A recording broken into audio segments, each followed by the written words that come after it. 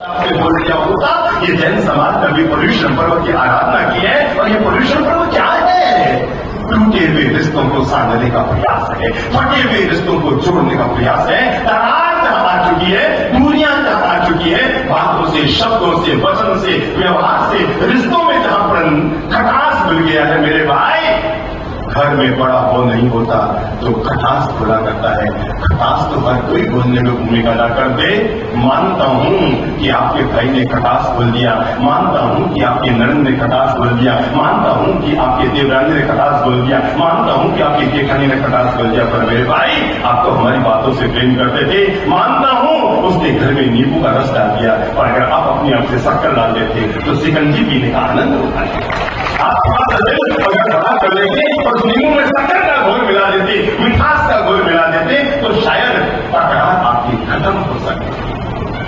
क्या फर्क पड़ जाता है? एक छोटा सा शब्द आप बोल देते, सब भैया सॉरी, छोटी सी बात को खिंचते गए, खिंचते गए, खिंचते गए, खिंचते गए, और अतीत आनंद से तो रबड़ भी टूट जाता है। ये तो रिश्ता है मेरे भाई, टूटना तो तय था। अगर आप दिल को बड़ा करते और कभी कभी फोन पे भी अपने भाई को बोल देते, भैया उस दिन थोड़ी बात बिगड़ गई, आई एम सॉरी। एक बार घड़ी सामने लाओ, तो घड़ी लाओ सामने, सब लोग घड़ी लाओ अपने आंखों के सामने, जिनके हाथ में ले आओ घड़ी ले आओ और मुंह से बोलो सॉरी, दोबारा बोलो सॉरी, एक बार और बोलो सॉरी, और घड़ी को देख के बोलो सॉरी। कितने सेकंड लगा?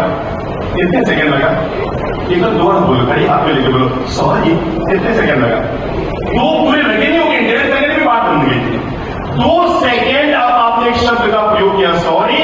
अगर आपने 2 सेकंड धीरज के साथ इस शब्द का वक्त पर प्रयोग कर लिया होता परिवार में, आज 2 सेकंड का आपका बड़ा दिल 20 साल तक आपको बात को एक सूत्र में बांध कर रख सकता था। अगर आप उसका कहते थे सॉरी। घर में कुछ नहीं चाहिए, मकान बड़ा है कि नहीं खास बात नहीं है।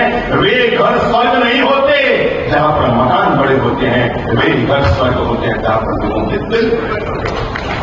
और घर में बड़ा वो नहीं होता मेरे भाई जो उम्र में बड़ा होता है, घर में बड़ा वो भी नहीं होता जो पैसे में बड़ा होता है, घर में बड़ा वो होता है जो दिल को बड़ा रखता है। मटका और रिश्ता, मुझसे बोलो, मटका और रिश्ता, इसका महत्व कोई नहीं जानते जो इसको तोड़ा करते हैं। इसका महत्व वे लोग जानते हैं जो इसको बनाने के लिए श्रम और मेहनत किया करते हैं। अपने घर के दादा को पूछो कभी जाकर उन्होंने कितनी कुर्बानियां दी होगी, कितना सेक्रीफाइस किया होगा, कितना त्याग किया होगा, कितना अपने मन को महसूसा होगा, तब कहीं जाकर आज आपका परिवार एक सूत्र में बंधा हुआ है। ये मामूली बात मत समझना, बड़े बुजुर्गों के सेक्रीफाइस को हम समझ नहीं पाते हैं। कितना गजब होता है।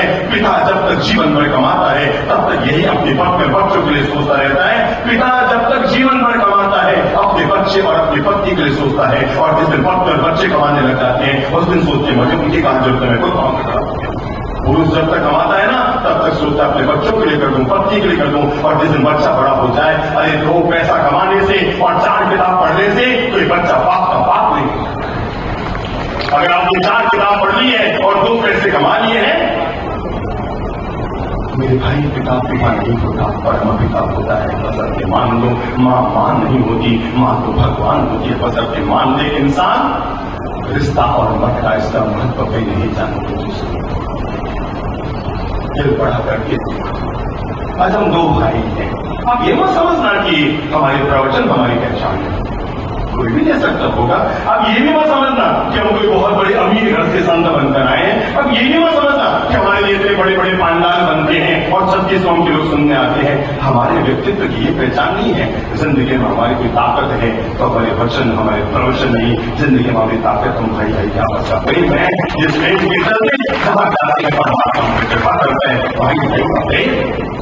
और ये प्रेम जिंदगी में भगवान से हम हमेशा कहते हैं, भगवान जिंदगी में जो छीनना उसको छीन लेना, तेरी दी हुई कृपा है, तुम मालिक है, जो लेना ले लेना, पर एक चीज हमसे कभी मत छीना, वो है भाई भाई का प्रेम मत छीनना। इसलिए जो कुर्बान करते हो कुर्बानी है। अभी 2 साल पहले हम राजस्थान मेवाड़ के उदयपुर में थे, तो परिवार का झगड़ा हमारे सामने आया। लोग 2 भाइयों को हमारे सामने लेकर आए और बंटवारे को इनके घर में दरार हो गई है। भाई भाई बंटवारे को लेकर आपस में लड़ रहे हैं।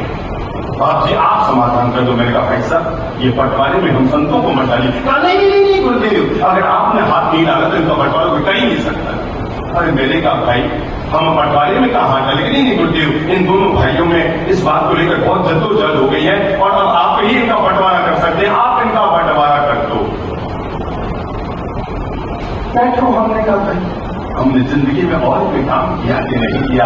हजारों मंदिर तो हमने नहीं बनाए मेरे भाई, हजारों गौशालाएं तो हो सकती हमने नहीं बनाए मेरे भाई, हजारों थाना और उपास्य तो हमने नहीं बनाए मेरे भाई, और हमने जिंदगी में एक काम जरूर किया है, लाखों टूटे हुए घरों को हमने आपस में जोड़ने का काम जरूर किया है।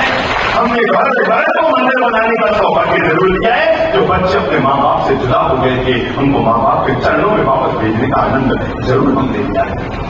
कहने लगे बाप जी दोनों भाइयों में बंटवारा। मैंने कहा बात क्या है?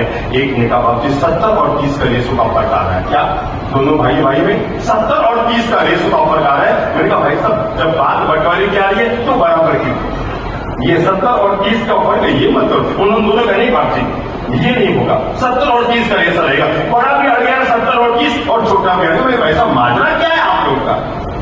तो छोटे भाई ने कहा गुरुदेव मैं चाहता हूं संपूर्ण संपत्ति का 70% बड़े भाई को मिले और 30% मुझे मिले। बड़े ने बीच में बात कर दी, गुरुदेव बिल्कुल नहीं होगा, 70% इसको मिले और 30% मुझे। बात कर लेनी पड़ रही है ना, मुझे पता है आप अभी तक इतना बड़ा दिल भी नहीं दिखा सकते, पता है मुझे इतना बड़ा भी दिल हमारा नहीं है। बड़ा भाई कहता है 70 छोटे का 30 मेरा, और छोटा कहता है 70 बड़े का और 30। हमने कहा भाई साहब माजरा क्या है? कहने लगे गुरुदेव दरअसल बात ये है। छोटा भाई बोला गुरुदेव भले आप मुझे जिद कह दो, मैं जिद्दी आदमी हूँ, बस मैं मानता हूँ मैं जिद्दी हूँ, पर आप आदेश दे दो बड़े भाई साहब को 70% इनका होगा 30 मेरा होगा। मैंने कहा मतलब कि गुरुदेव मैं अविवाहित हूँ और मेरा निर्णय है कि मैं जीवन में विवाह नहीं करूंगा।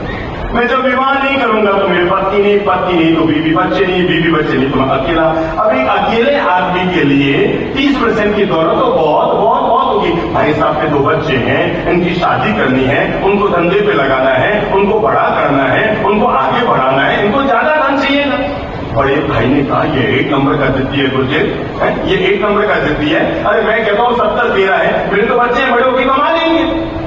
क्या कहा? एक बार मुंह से बोल दो तो सही भाई, मेरे तो बच्चे हैं, बड़े होकर कमा लेंगे, इसका बुढ़ापे में कौन साथ देगा? पता नहीं मेरे बच्चे साथ दे या न दे, तो 70% इसका होगा और 30% मेरा होगा। मेरे भाई जिंदगी में पहली बार हम बैठे बड़े खड़े हुए और हमने कहा भाई साहब बंटवारा तो छोड़ो। उन दोनों भाइयों को हमने गले लगाया। मैंने कहा जिस घर में ऐसे भाई होते हैं उसी घर में रामायण